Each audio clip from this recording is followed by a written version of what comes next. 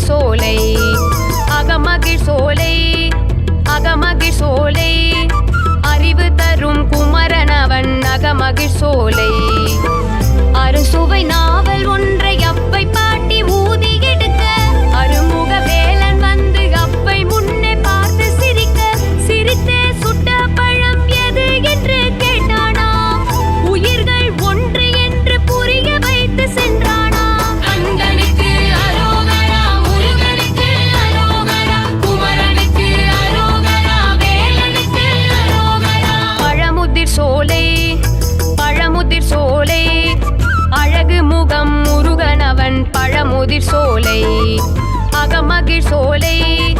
அகமகிழ் சோலை அறிவு